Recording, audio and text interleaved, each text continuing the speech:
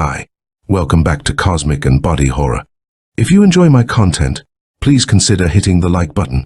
It's the only way the YouTube algorithm notices me.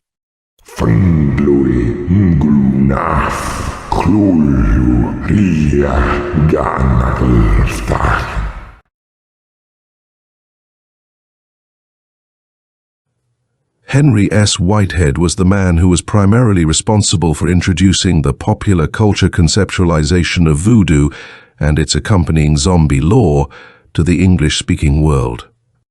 He was also greatly admired by members of the Lovecraft Circle, including Lovecraft himself. Bothon, by H.P. Lovecraft and Henry S. Whitehead. Amazing Stories, August 1946. Powers Meredith, at his shower bath before dinner in the bathroom adjoining his room in his New York City club, allowed the cake of soap to drop on the tiled floor.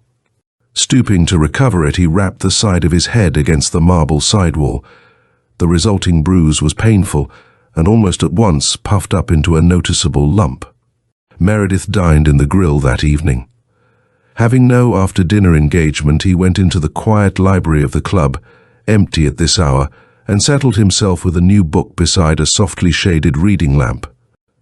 From time to time, a slight inadvertent pressure of his head against the chair's leather-upholstered back would remind him unpleasantly of his accident in the shower bath. This, after it happened several times, became an annoyance, and Meredith shifted himself into a preventive attitude with his legs draped over one of the chair's rounded arms. No one else came into the library. Faint clicking noises came in from the nearby billiard room where a couple of men were playing, but, absorbed in his book, he did not notice these. The only perceptible sound was that of the gentle, steady rain outside. This, in the form of a soothing, continuous murmur, came through the partly opened high windows. He read on, precisely. As he turned over the 96th page of his book, he heard a dull sound, like a very large explosion coming from a vast distance. Alert. Now, his finger holding his place in the book, he listened. Then he heard a rumbling roar, as though countless tons of wrecked masonry were falling clearly, unmistakably, the remote thunder of some catastrophic ruin. He dropped his book, and obeying an almost automatic impulse, started for the door. He met nobody as he rushed down the stairs. At the coat room, which he had to pass on his way to the doorway, two fellow members were chatting easily as they took their checks. Meredith glanced at them, surprised. He rushed on to the doorway and out into the street where he paused. An empty street. The rain, reduced now to a mere drizzle, made the asphalt shimmer in the streetlights. Over towards Broadway, certainly, there must be clamor. But when he reached it, he found only the compound 11 o'clock bedlam of Times Square. Along 6th Avenue, countless taxicabs weaved in a many-hued stream, jockeying for position in the maelstrom of the night traffic about the Hippodrome. On the corner, a solitary rubber-coated policeman swung long efficient arms like a pair of mechanical semaphores and skillfully directed the crawling traffic. To his ever-increasing wonderment, everything seemed normal. But what then had been that catastrophic sound? Returning to the club entrance, he hesitated, a frown creasing his brow. He mounted the 3 steps hesitatingly and entered, pausing at the doorman's desk. "Send me up an extra, please, if one comes out," he told the clerk.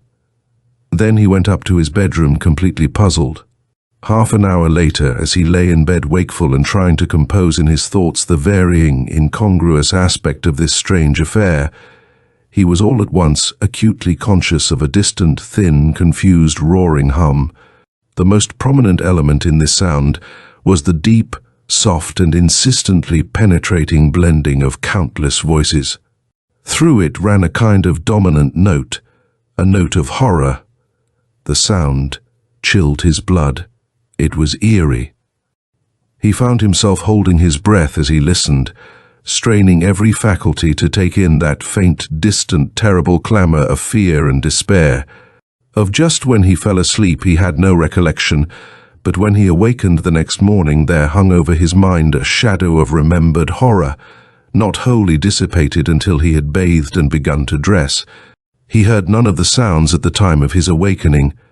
No extra lay outside his bedroom door, and a little later at breakfast he opened expectantly and scanned several newspapers vainly and with a mounting sense of wonderment for any account of a catastrophe which could have caused the sounds. Gradually the implication grew upon him. He had, actually, heard the convincing, unmistakable evidence of such a catastrophe, and no one else knew anything about it. He fell asleep immediately after turning in. The following morning was Sunday. The reading room was full, and he carried his book up to his bedroom after late breakfast to read the rest of it in peace. Soon after he became immersed in it, his attention was distracted by the tapping of a window shade, blown in and out by the breeze. It was annoying, and he paused in his reading, intending to rise and adjust the shade. As he withdrew his eyes and part of his attention from his book, all at once he heard a new sound. It was precisely as though a distant, soundproof door had been abruptly opened. As he listened, fascinated, there came back to him and grew upon him a paralyzing, cold fear. There seemed to be no stopping it. The faint penumbra of a slight nausea shook him. He could distinguish overtones now, high tones, cries of battle, the impact of a charge against a resistant horde, noise of plied weapons. The window shade tapped again against the window casing. He snapped back into the familiar environment of his bedroom. He felt a little sick and weak. He rose shakily, walked across the room and into the bathroom, and noisily splashing the water about, washed his hands and face. Then he paused, suddenly to listen again, a towel gripped between clenched hands. But he could hear nothing now, nothing except the tapping of that window shade in the fresh breeze blowing through the open window.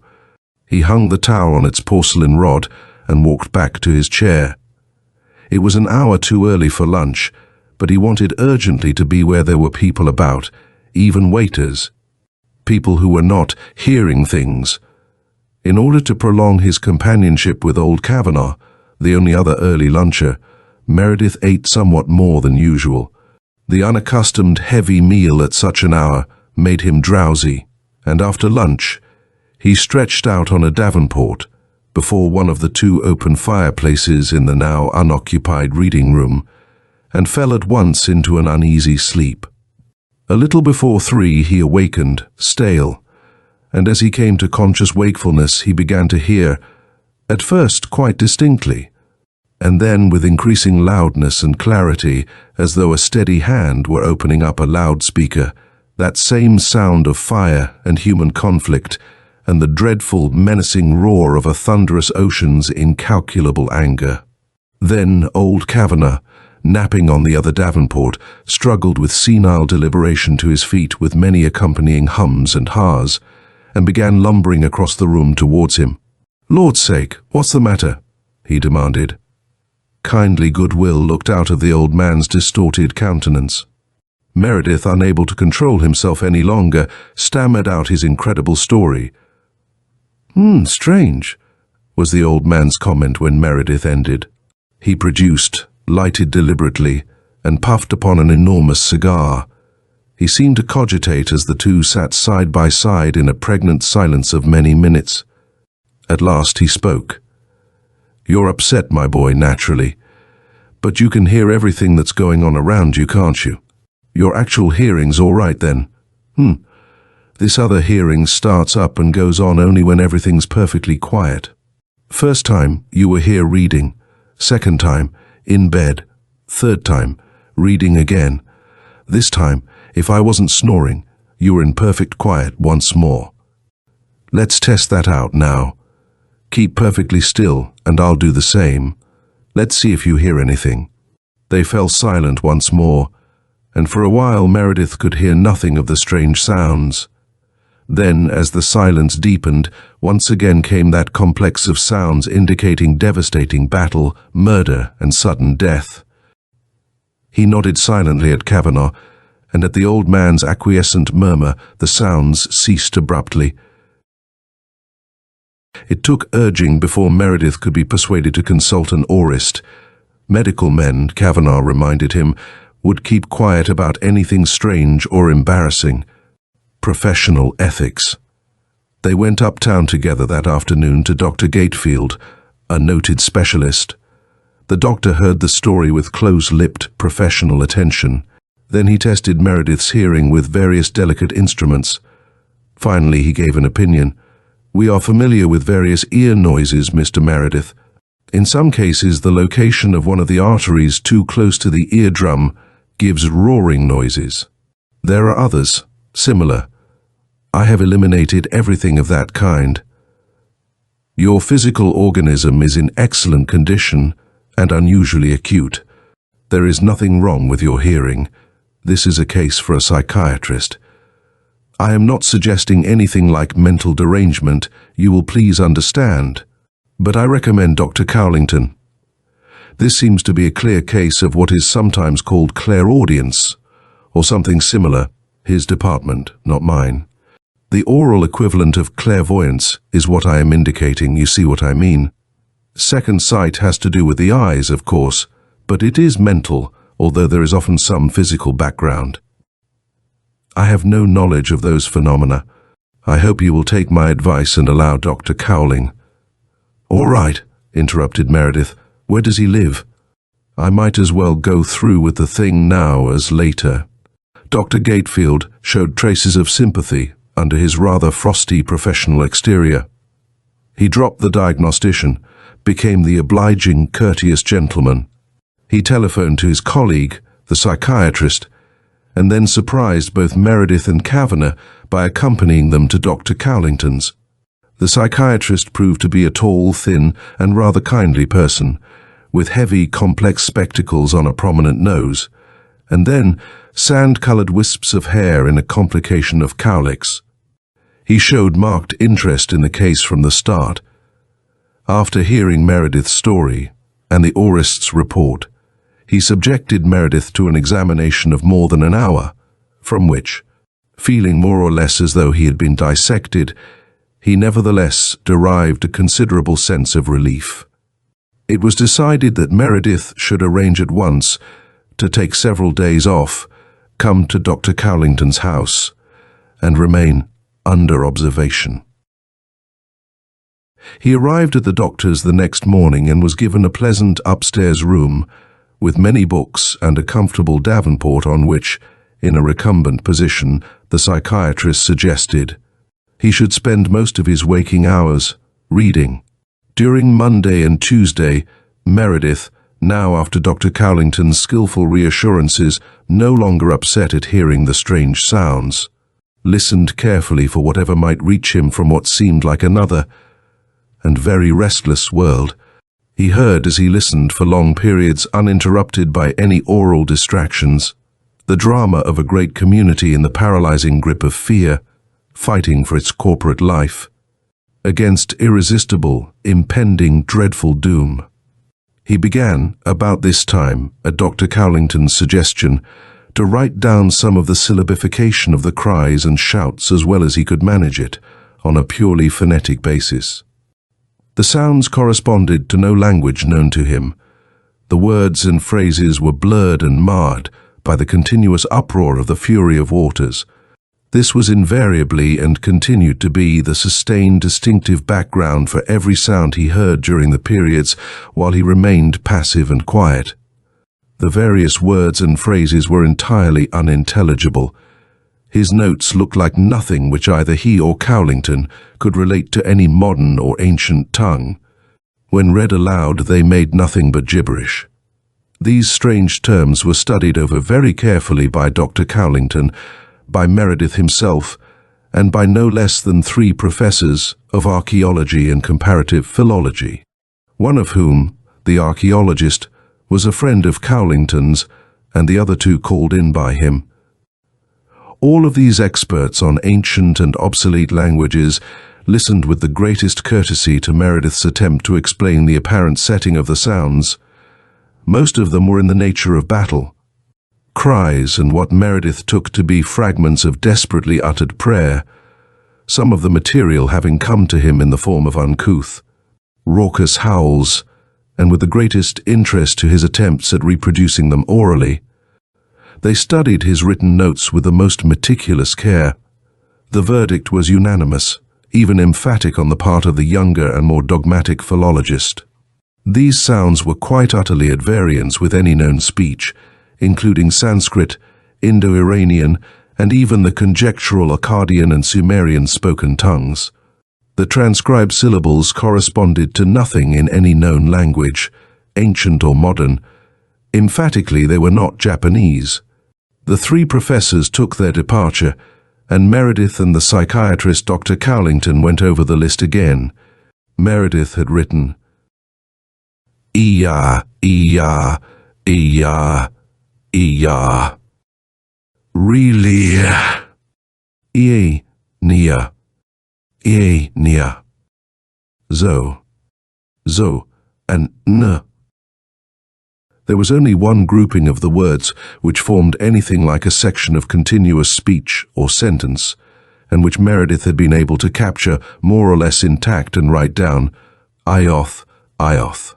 Nat Kalo, Du Yan Kol Thutut.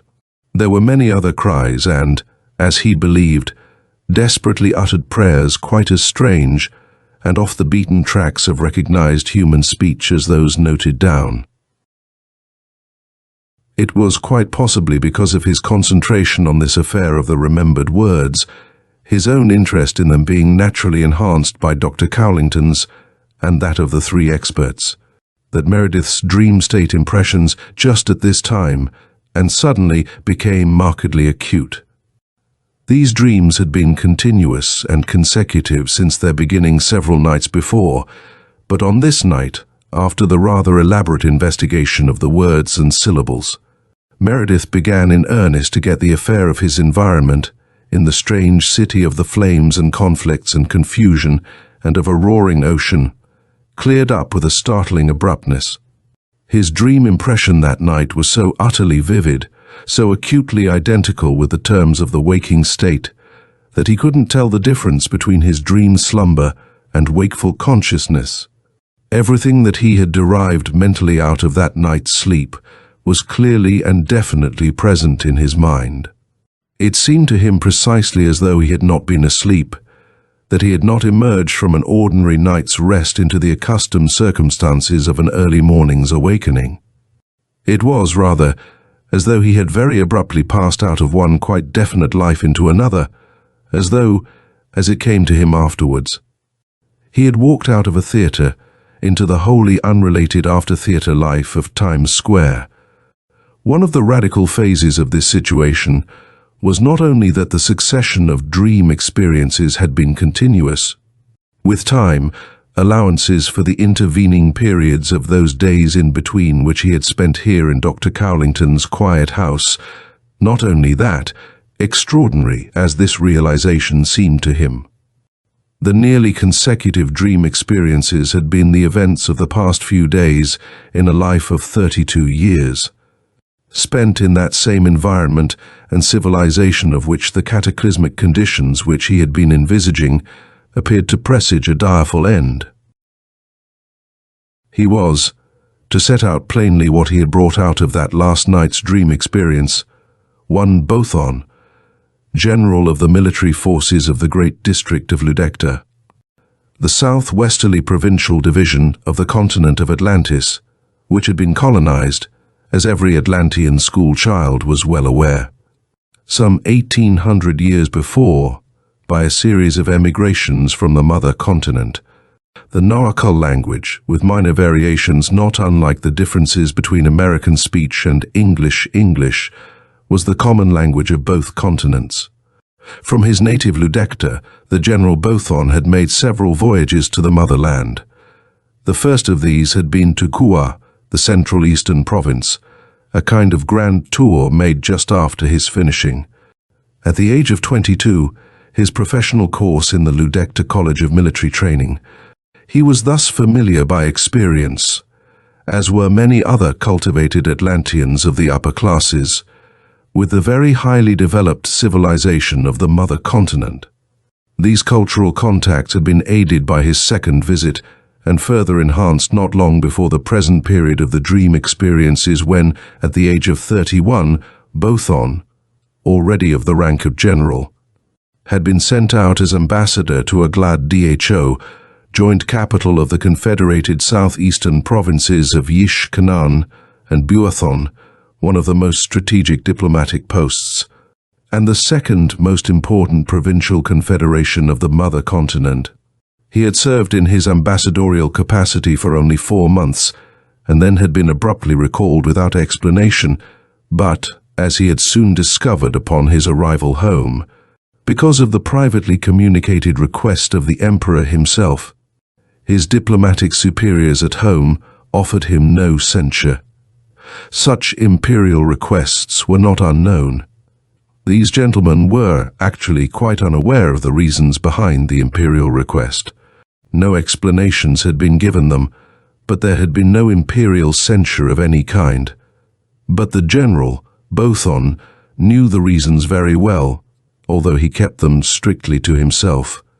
There was indeed only one reason, as he was acutely and very well aware. The requirements of his office had taken him rather frequently to Alu, the continental capital, metropolis of the civilized world. Here in the great city of Alu were assembled from all known parts of the terrestrial globe the world's diplomats, artists, philosophers, traders, and shipmasters. Here in the great warehouses of solid stone and along the innumerable wharves were piled the world's goods, fabrics, and perfumes, strange animals for the delectation of the untraveled curious. Here in the endless stalls and markets were dyed stuffs and silks, tubers and cymbals and musical rattles and lyres, choice woods and implements for the toilet, strigils, and curiously carved hand-fitting little blocks of soapstone, and oils innumerable for the freshening of beards and the anointing of bodies. Here were tunics and sandals and belts and thongs of soft, tanned, variously perfumed leathers. Here were displayed carved and cunningly wrought pieces of household furniture, glowing burnished wall mirrors of copper and tin and steel, bedsteads of an infinite range and design, cushions of swan's feathers, tables of plain and polished artisanship, and of intarsia with metal scrolls set flush to their levels, marquetry work of contrasting woods chairs and stools and cupboards and chests and footrests. Here were ornaments innumerable, fire, screens and spindles for parchment rolls and tongs, and shades for lamps made of the scraped skins of animals, metal lamps of every design, and vegetable oils for the lamps in earthenware jars of many sizes and shapes. Here were foods and wines and dried fruits, and honey of many flavors, grains and dried meats and loaves of barley and wheat meal past computation. Here in the great street of the armorers were maces and axes and swords and daggers of all the world's varieties and designs, armor of plate and chain hauberks, and greaves and bassinets, and shelves with rows and rows of the heavy plate and helmets, standardized for the use of such fighting men as Bothon himself commanded in their thousands. Here were to be seen and examined costly canopies, and the elaborate litters in which the slaves of the rich carried their masters through the narrow streets and broad, airy avenues of Alu. Rugs there were in an endless profusion of size and shape and design, rugs from distant Lemuria and from Atlantis and from tropical Antillae and from the mountainous interior regions of the mother continent itself, where thousands of cunning weavers of fabrics worked at their looms, ordinary rugs of pressed felt, and gorgeous glowing rugs of silk from the southern regions where the mulberry trees grew. Rugs, too, and thin, soft draperies of complex patterns made of the wool of lambs and of the long silk-like hair of the mountain sheep. Here in Alu, center of the world's culture, were philosophers with their groups of disciples, small or great, propounding their systems on the corners of streets and in the public squares. wrangling incessantly over the end of man and the greatest good, and the origin of material things. Here were vast libraries containing the essence of all that had been written down concerning science and religion and engineering and the innumerable fine arts of the civilization of 40,000 years. Here were the temples of religion where the hierarchs propounded the principles of life, colleges of priests studying incessantly more and more deeply into the mysteries of the four principles, teaching the people the endless applications of these esoteric affairs to their conduct and daily lives. Into this fascinating treasure house of a great civilization, the ambassador Bothon had penetrated as often as possible. The excellence of his family background, his own character and personal qualities, and his official position, all combined to make him a welcome guest in the mansions of the members of the emperor's court and of the highest stratum of social life in Alu. An impressionable young man, most of whose life previous to his appointment as ambassador had been spent in hard training for his military duties, and in the rigorous prosecution of these as he rose rapidly grade by hard man's work in camp and field. During his many campaigns in the standing army of Ludecta, the general Bothon reveled in these many high social contacts. Very soon he found within himself, and growing apace, the strong, indeed natural desire for a type of life to which his backgrounds and achievements had amply entitled him, but of which he had been, so far, deprived because of the nigh incessant demands upon him of his almost continuous military service. In short, the ambassador from Ludecta very greatly came to desire marriage with some lady of his own caste, and preferably of this metropolitan city of Alu with its sophistication and wide culture, a lady who might preside graciously over his ambassadorial establishment, who, when his term of office was concluded, would return with him to his native Ludecta in Atlantis, there permanently to grace the fine residence he had in his mind's eye when, a little later, he should retire from the Ludectan army and settle down as a senator into the type of life which he envisaged for his middle years. He had been both fortunate and unfortunate in his actual falling in love. The lady who reciprocated his ardent advances was the Netvisa Leda, daughter of the Netviz Tolden, who was the emperor's brother. The fortunate aspect of this intense and sudden love affair, which set all social Alu to commenting upon it, was the altogether human one of a virtually perfect compatibility between the two. Their initial mutual attraction had become a settled regard for each other, almost overnight. Within a few days thereafter they were very deeply in love. Humanly considered, the affair was perfection itself. Every circumstance save one, and that a merely artificial side of the case, gave promise of an ideal union. The single difficulty in the way of this marriage was, however, most unfortunately, an insuperable one. The Netvisa Leda, niece of the emperor, belonged of right to the very highest social caste of the empire. The rank and degree of Netviz lay next to royalty itself, and in the case of the family of the Netviz Tolden partook of royalty. Against this fact, basic in the structure of the empire's long-established custom, the ambassador, General Bothon of Ludecta, although a gentleman of the very highest attainments, character and worth, whose family record reached back 1,000 years into the dim past before the colonization of Atlantis, whose reputation was second to none in the empire, the General Bothon was a commoner. As such, according to the rigid system prevalent at the court in Alu, capital of the empire, he was hopelessly ineligible. The marriage was simply out of the question.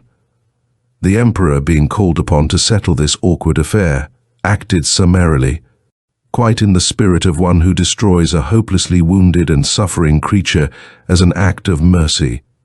The emperor took the one course open to him under these circumstances, and the general, Bothon, without any choice being open to him, save submission to an imperial request which had the force of law, took ship for Ludecta.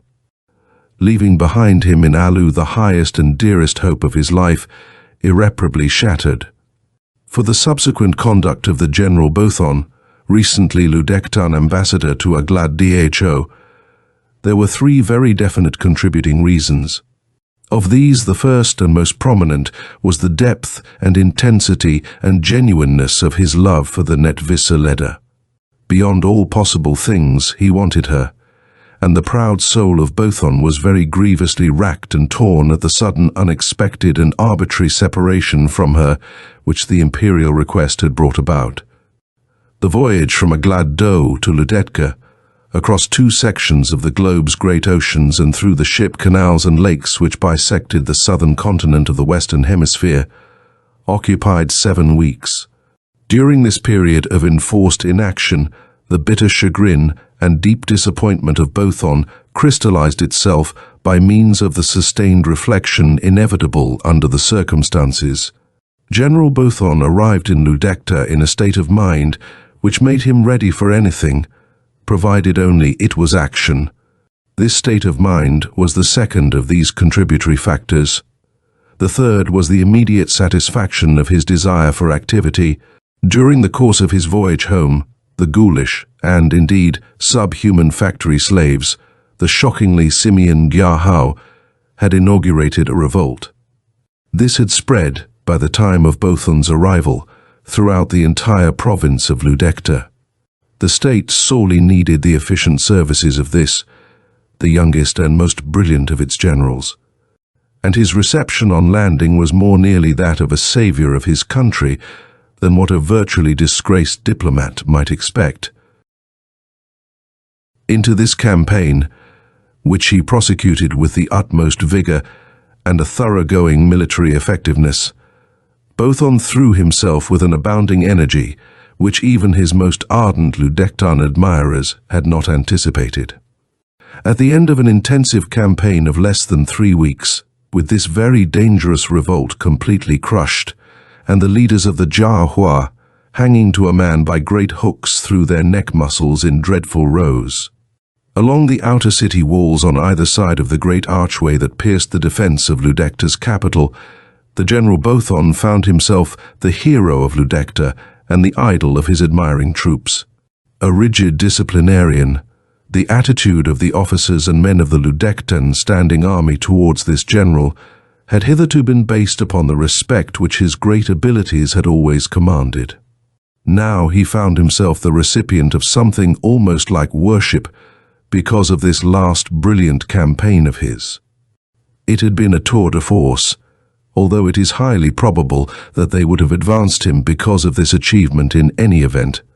The actual occasion for the action of the Ludektan Senate in rewarding Bothon with the supreme command of the standing army was the speech before that body of the aging Generalissimo Taba. Old Taba ended his notable panegyric by laying his truncheon, emblem of the supreme command, on the great marble slab before the presiding senator with a dramatic gesture. Bothon thus found himself suddenly possessed of that intensive hero worship which would cause the state to acquiesce in anything which its object might suggest. He was, at the same time, in supreme command of the largest sectional standing army of the entire continent of Atlantis.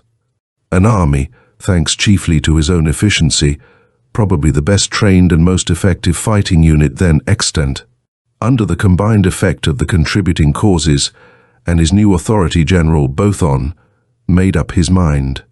On the 11th day after his triumphal entry into Ludekta's capital city, 47 Ludektan war vessels freshly outfitted, their oar slaves supplemented by a reserve of the Jiahao, selected for the power and endurance of their gorilla-like bodies, with new skin sails throughout the fleet, and the flower of the Ludektan army on board, sailed out from Ludekta westward for Alu, under the command of the General Bothon. It was precisely simultaneous with the arrival of this war fleet off the shores of the great city of Alu that there began unprecedented natural disturbances affecting the entire area of the mother continent. These were comparable to nothing recorded in the capital's carefully kept slate and parchment records, which went back over a period of thousands of years. The first presage of these impending calamities took the form of a coppery tinge which replaced the blue of the sky. Without any warning, the long groundswell of this western ocean changed abruptly, along with the color of the water, into a kind of dull brick gray to short, choppy, spray-capped waves. These tossed even the great Ludectan war galleys so violently as to shatter many of the sweeps. The wind, to the consternation of several of Bothon's captains, appeared to come from every quarter at once. It tore the heavy skin sails of the Ludectan galleys away from their copper rings and bolts in some cases. In others it split the sails in clean straight lines as though they had been slit with sharp knives. Undaunted by these manifestations and the reports of his augurs who had cast their lots and slain their sheep and fowls in a hasty series of divinations to account, if possible, for this unfavorable reception at the hands of the elements, the indomitable will of Bothon forced his fleet to an orderly landing. He sent forthwith as his herald to the emperor himself, his highest-ranking sub-general, accompanied by an imposing guard of honor. On slate tablets, Bothon had set forth his demand in his own hand. This was in the form of a set of alternatives. The emperor was asked to receive him as generalissimo of the military forces of Ludecta and to consent to his immediate marriage with the Netvisa Leda, or he, Bothon, would proceed forthwith to the siege of Alu and take the lady of his heart by force and arms. The message prayed the emperor to elect the first alternative. It also set forth briefly and in formal heraldic terms the status of the ancient family of Bothon. The emperor had been very seriously annoyed at this challenge, as he chose to regard it. He felt that his office and dignity had been outraged. He crucified Bothon's entire delegation. The siege of Alu began forthwith under that menacing copper-tinted sky, and to the accompaniment of a rumbling series of little earthquakes. Not only not within the memory of living men, but, as the records indicated, during its entire history over thousands of years as the metropolis of the civilized world.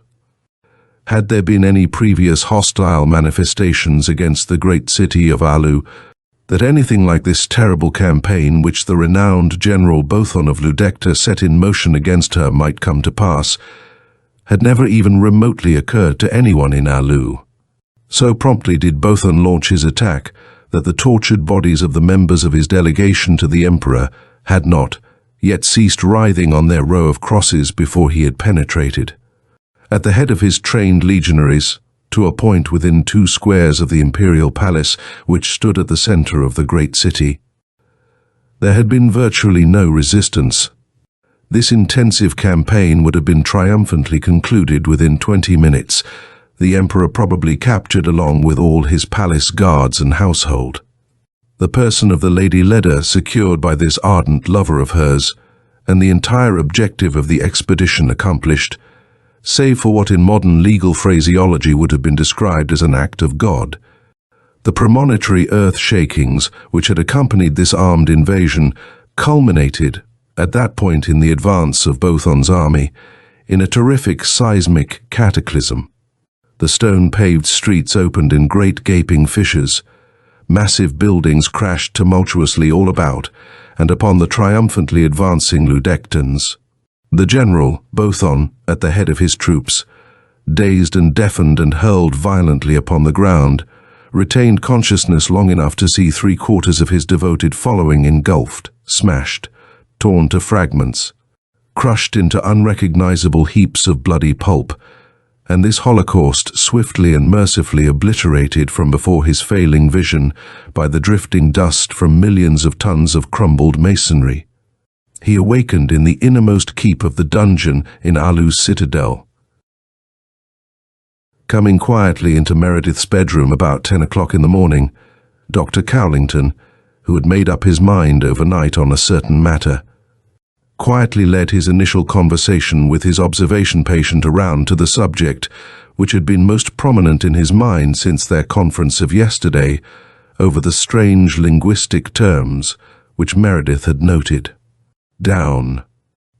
It has occurred to me that I might very well tell you about something quite out of the ordinary which came under my notice 7 or 8 years ago. It happened while I was chief intern in the Connecticut State Hospital for the Insane. I served there for 2 years under Dr. Floyd Haviland before I went into private practice.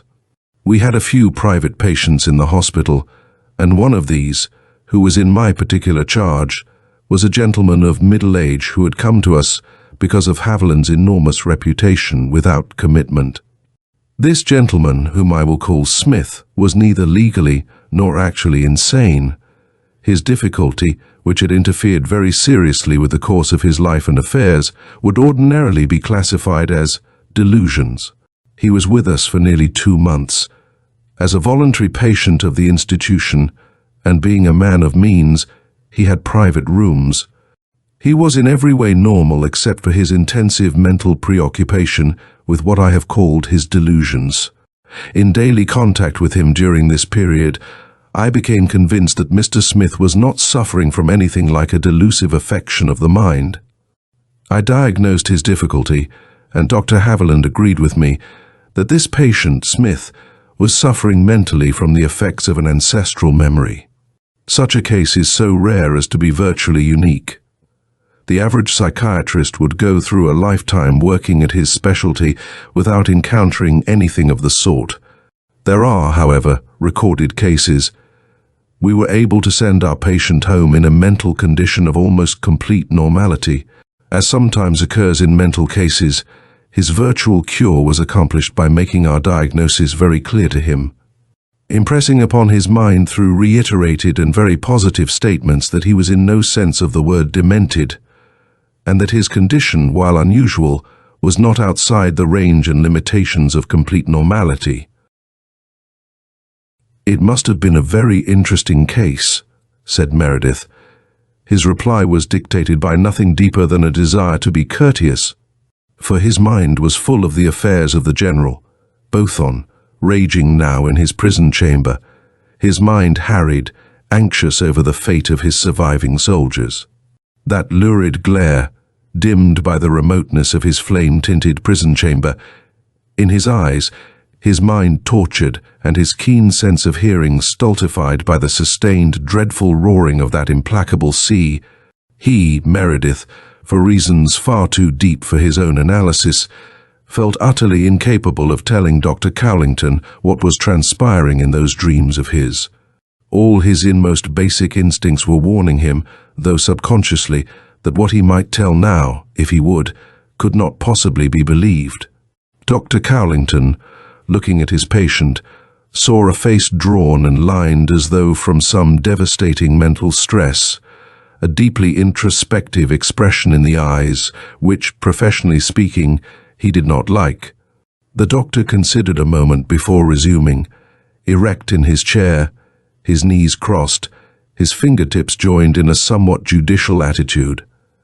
"Frankly, Meredith, I emphasize the fact that the man I have called Smith was in no sense insane, because I feel that I must go farther and tell you that the nature of his apparent delusions was, in one striking particular, related to your own case.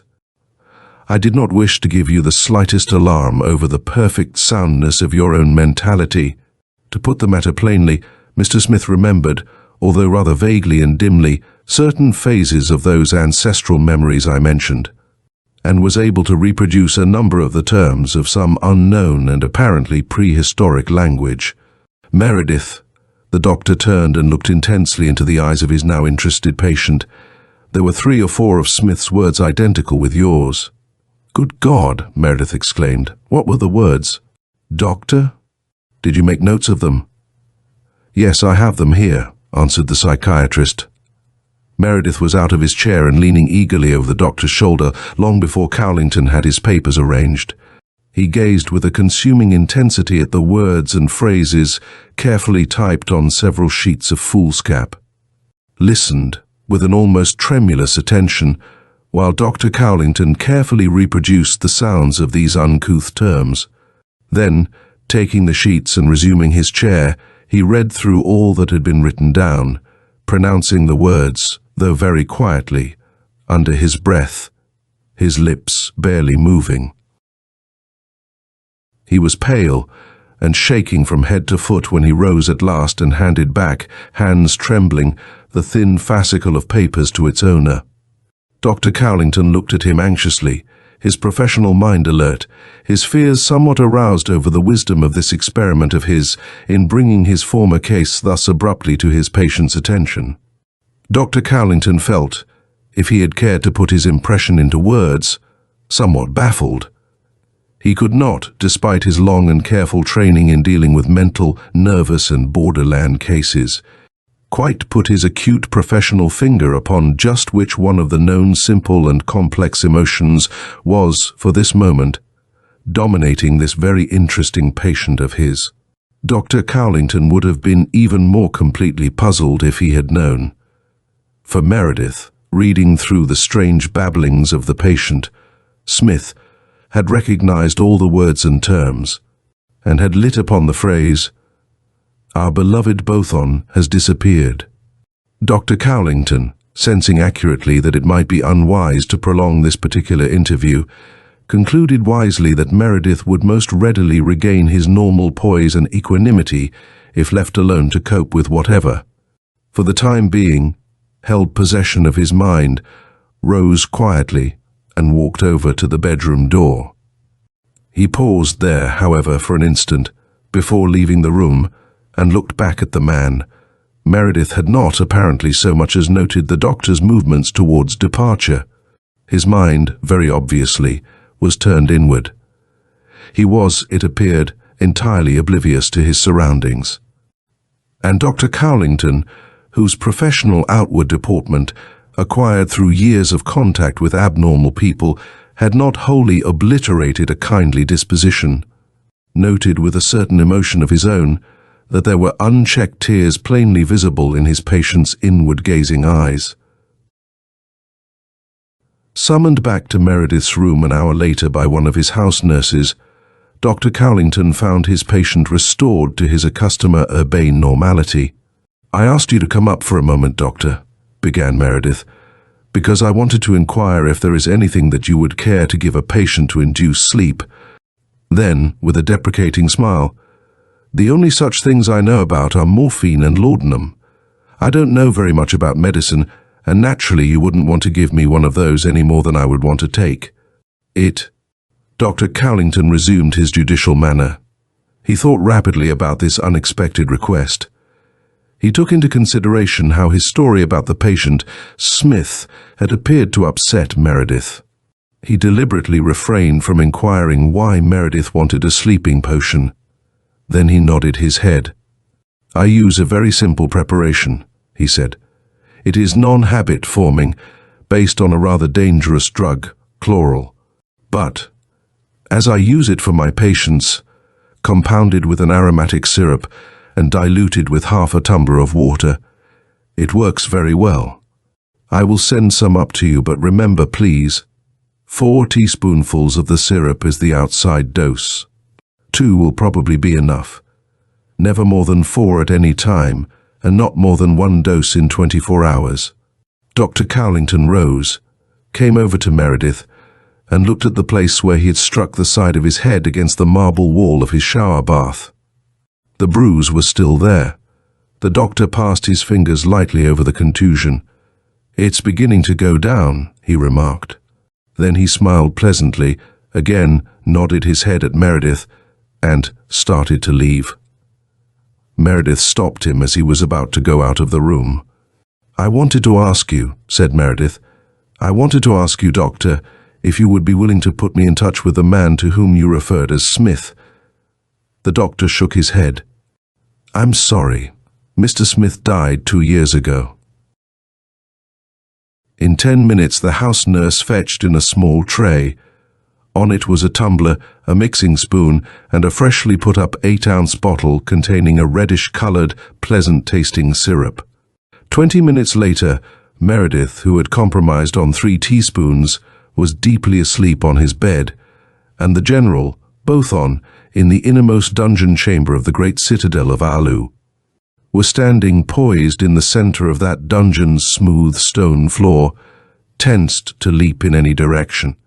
while all about him the rending crashes of thousands of tons of the riven and falling masonry of the citadel itself was deafening him against all other sounds except the incessant and indescribably thunderous fury of the now utterly maddened ocean.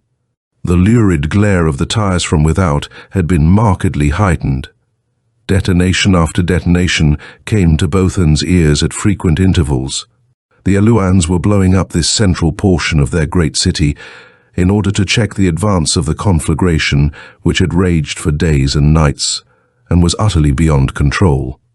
These detonations seemed actually faint to the alert man in that prison room against the hideous crashing of the sections of the citadel itself and the sustained roar of the ocean. Abruptly, the crisis for which he had been waiting arrived. The stone flooring beneath his feet buckled and sagged at his right. He whirled about and leaped far in the other direction, pressing himself, hands and arms stretched out above his head, against the wall of the prison chamber, his heart pounding wildly. His breath coming in great gasps and sobs as the stifling, earthquake-deadened air about him shrank to a sudden and devastating attenuation. Then the solid wall opposite split in a tearing gap from top to bottom, and an even more stifling cloud of white dust sifted abruptly through the room as the ceiling was riven asunder. Stifling, choking, fighting for breath and life, the general, Bothon, lowered his arms and whirled about again in the direction of this thunderous breakage, and groped his way across the now precarious flooring in the faint hope of discovering an avenue of escape. He struggled up a steep mound of debris through the grey darkness of the hanging dust, where a few seconds before there had been a level floor of solid masonry.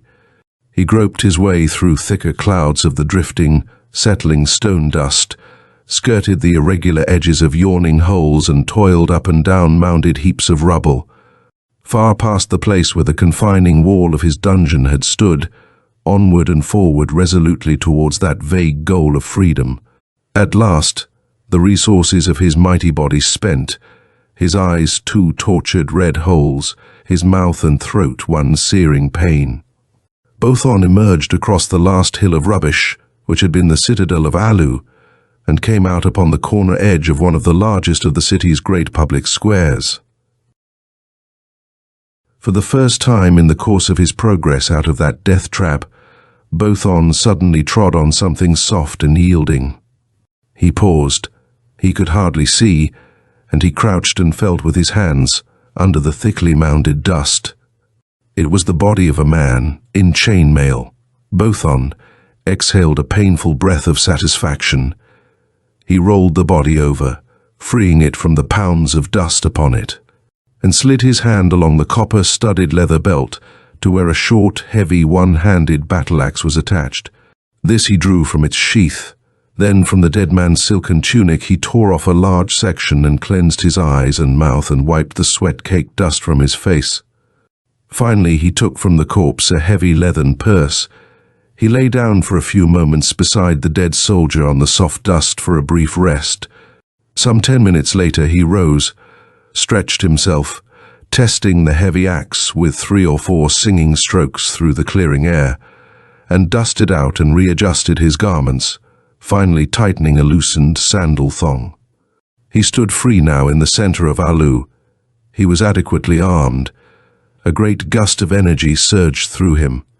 He oriented himself, then he turned with an instinct as sure as a homing bee's in the direction he had been seeking, and began to march at the unhurrying, space-devouring pace of a Ludectan legionary, straight for the imperial palace. Bothon had thoroughly settled in his mind the answer to a question which, for the first few days of his captivity, had puzzled him greatly.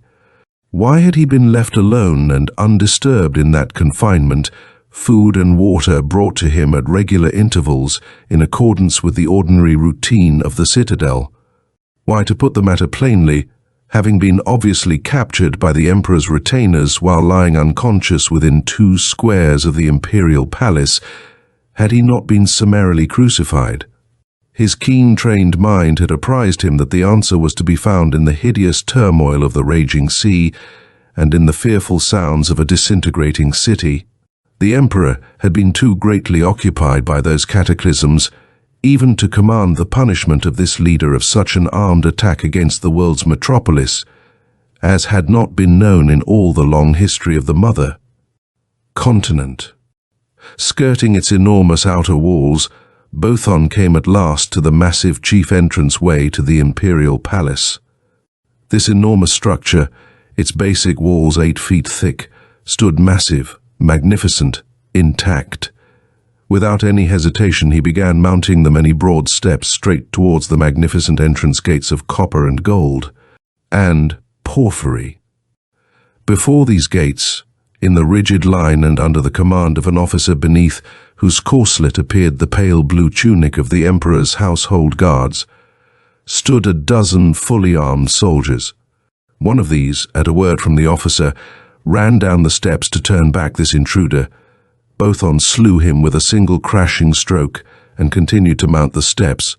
At this, a shouted command of the officer sent the entire troop down the steps upon him in close order. Bothon paused, and waiting until the foremost was no more than the space of 2 of the broad steps above him, leaped lightly to his right.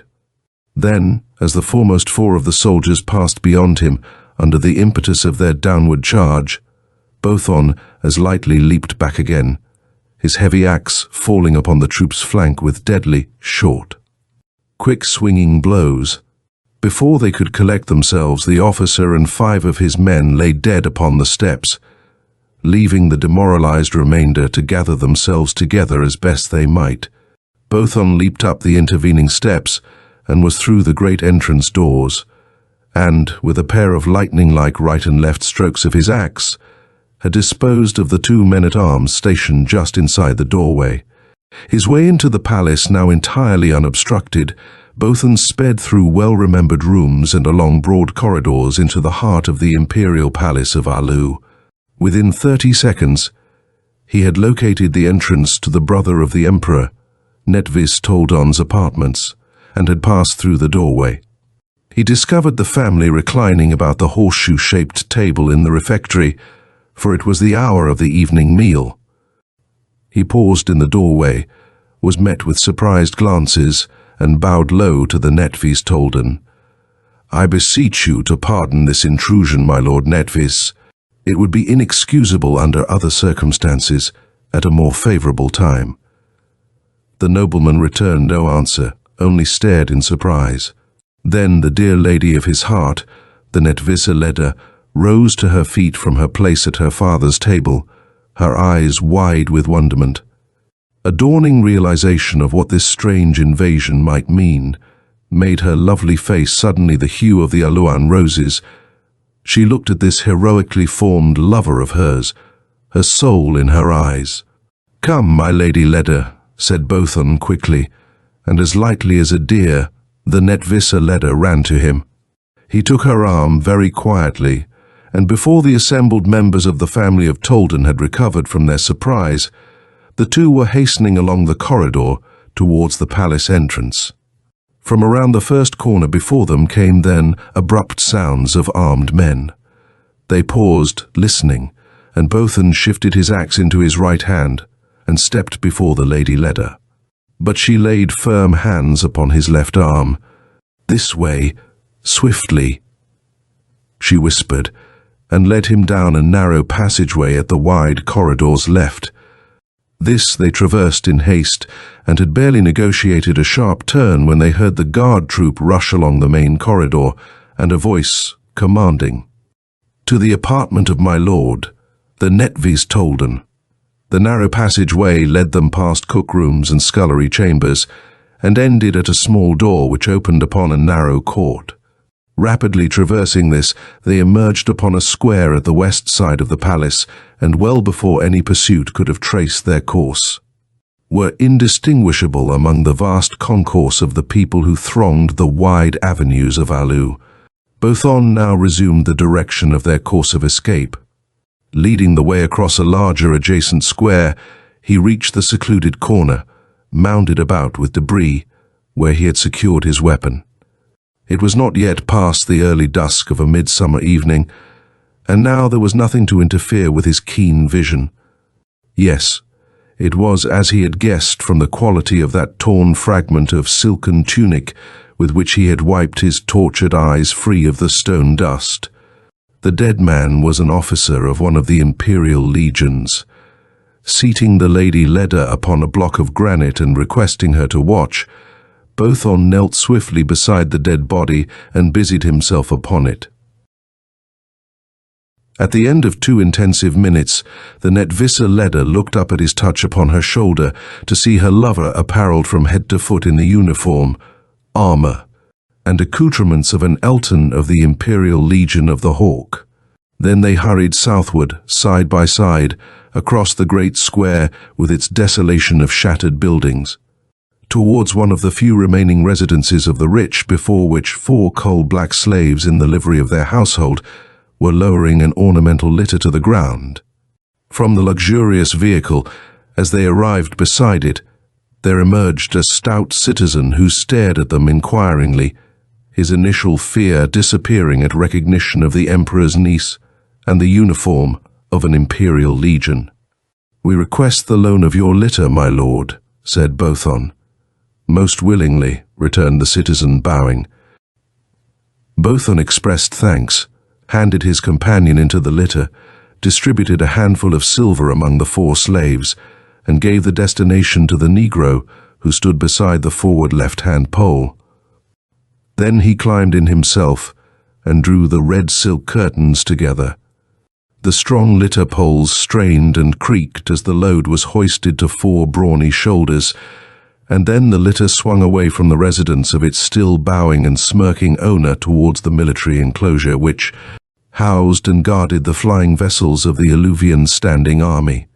"You may have observed how very completely I've entrusted my imperial person to you," remarked the Netvissa Leda, smiling. She was very well aware of the reasons for the imperial request which had sent Bothon back to Ludecta, and for the first armed invasion against the Alluvian metropolis. "I have not so much as inquired as to our destination. It is my intention to seek safety to the northwest," answered Bothon gravely. "I am convinced the prediction of Baal, Lord of Fields, as to the destruction of the mother continent is not a mere classic to be learned, as we learned it in our childhood, as a formal exercise in rhetoric here. All about us is the evidence. More, my foreaugurs warned me of the continent's danger ere I brought my war galleys up upon the beaches of Alu. The 4 great forces, they insisted, were in collusion to that end. Do we not see and hear them at work? Fire raging through the land, earth shaking mightily, winds such as never were encountered hitherto upon the planet, else the old records lie.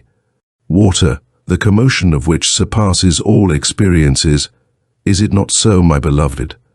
Am I not constrained to speak thus to be heard amidst this hellish tumult?" The Lady Leda nodded, grave now in her turn. "There are many deafened in the palace," she remarked. "Where are we to go for refuge?" "We depart straight this night for the great mountains of Awatu," answered Bothon. "If so be the 4 great forces allow us possession of a war chariot. And, to that end, your ring, my beloved." The Lady Leda nodded again, understandingly, and removed from the middle finger of her right hand the ring of the 2 suns and the 8-pointed star which, as a member of the royal family, she was entitled to wear. Bothon received it and slipped it upon the little finger of his right hand. The sentinel on guard before the barracks of the officer commanding the military enclosure of the Alluvian supply barracks saluted the commanding-looking Elton of the Legion of the Hawk, who stepped down from the ornamented litter. The Elton addressed him in formal military phrases. "Report at once to the Car Calbo Netro the arrival of the Elton Barco of the Legion of the Hawk, conveying a member of the imperial household into exile. I am requisitioning 1 battle chariot of capacity for 2 persons, and officers' rations sufficient for 14 days, together with a medicinal supply for a full kit var of men. My authority, the imperial signet. Behold." The sentinel saluted the sun and star ring of the emperor, repeated his orders like an efficient automaton, saluted the Elton of the Hawk Legion, and departed at the double to fetch the commandant, the car Calbo Netro. The car Calbo arrived promptly in answer to this summons. He saluted the imperial signet, and, as a car Calbo outranked an Elton by 1 full grade, was punctiliously saluted according to military usage by the Elton Barco of the Legion of the Hawk, an officer whose personal acquaintance he had not previously made. Within 10 minutes the Netvissa Leda had been ceremoniously carried to and placed upon her seat in the commandeered battle chariot, and the Elton Barco had taken his place beside her. Then the dozen sweating mechanicians who had carried out their commandant's orders in record time, standing in a stiff saluting row, the battle chariot started off at a stiff gallop, the driver standing and plying his long thong with loud, snapping reports over the horses' backs, while at the great chariot's rear the spare horse leader whistled continuously to the 4 relay animals which galloped. Behind, the heights of Awatu to the northwest gave some promise, in Bothon's opinion, of security from the anciently predicted submersion of the continent. Those towering mountains would at least be among the last sections to sink, should the gas belts, hypothecated by the scientists of the mother continent, explode, and remove the underseas support of this great land of the globe's most ancient and noble civilization. Shortly after daybreak, and accurately according to the map and careful explanations of the painstaking car Calbo Netro, the chariot paused in the center of a great level table, land 1/4 of the way to his destination. The country was utterly uninhabited. They were relatively safe here in a region only lightly visited by the earthquakes, and not at all by fire. The roar of the north wind troubled the Netvissa Leda severely. Bothon barely noticed it. He was now convinced that he was losing his sense of hearing. They ate and slept and resumed their journey at noon, after a readjustment of the provisions and a change of the now rested animals. Their 4 days' journey steadily northwest was uneventful. The charioteer drove onward steadily. On the 4th day, as the coppery ball which was the smoking sun reached and touched a flat horizon, they caught their first view of the lofty summits of the Awatu region, a goal of a possible immunity. Dr. Cowlington, an anxious look on his face, was standing beside Meredith's bed when he awakened in mid-morning. He had slept 20 hours. However, what the doctor thought of as his patient's mental condition was so entirely normal, and his cheerfulness so pronounced after his protracted sleep, that Dr. Cowlington was reassured, and changed his mind about removing the bottle of sleeping medicine. Plainly, it had had an excellent effect on Meredith. Stretched out in his usual quiet-inducing attitude on the davenport just before lunch, Meredith suddenly ceased reading and put down his magazine. It had occurred to him that he had heard none of the turmoil of Alu during that waking period. He sat up, puzzled. Bothon, he remembered, had been hearing the sounds about him only dimly, a strange, perhaps a significant coincidence. He felt the bruise behind his right ear. It was no longer even slightly painful to the touch. He pressed his fingertips firmly against the place. The contusion was now barely perceptible to the sense of touch.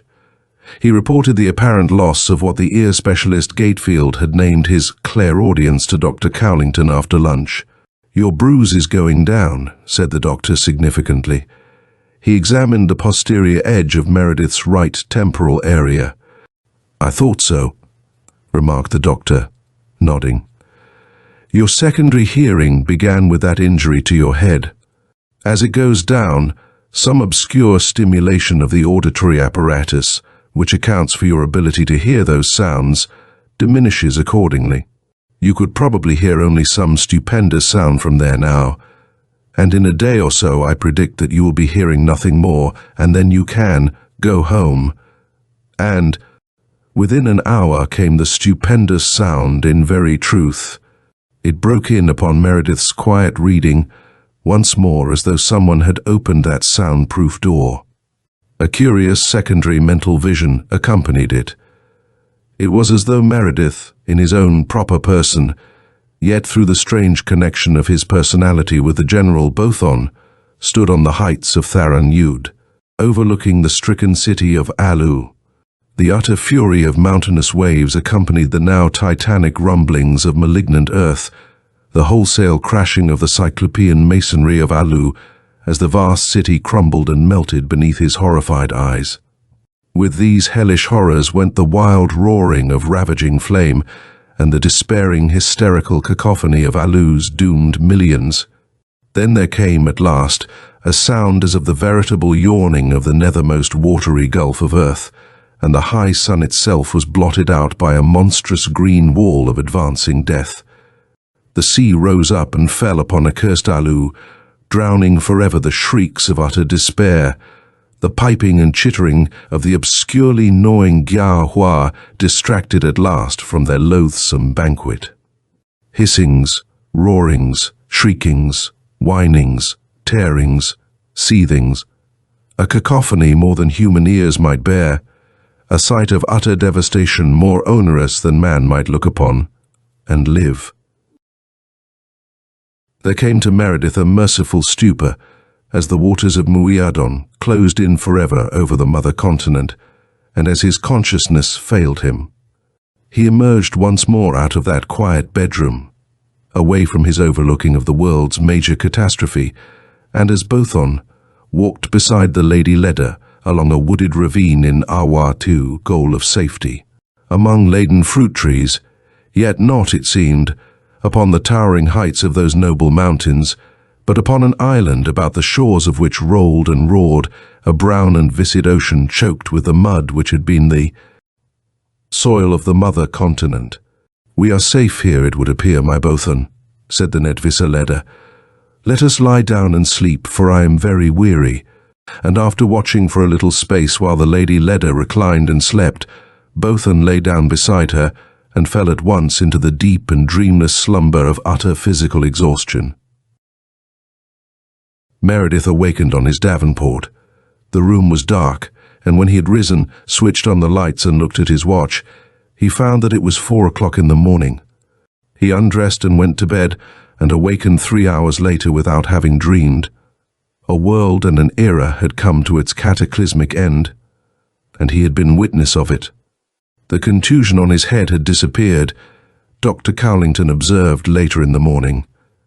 "I think you can go home now, you'll never hear again," said the doctor in his judicial manner. "But by the way, Meredith, what, if you can remember, was the name of that mother continent of yours?" "We called it Mu," said Meredith. The doctor was silent for a while, then he nodded his head. He had made up his mind. "I thought so," said he gravely. "Why?" Meredith asked. "Because Smith called it that," replied the doctor. End of Bothon by H.P. Lovecraft and Henry S. Whitehead. This is the end of the story. Tell us what you think in the comment section. Please subscribe and ring the notification bell so you'll be the first to know when we release new content. If you want to support us, consider joining our channel membership. You will get instant early access to more than 100 stories before their release. This is the only way to support our channel.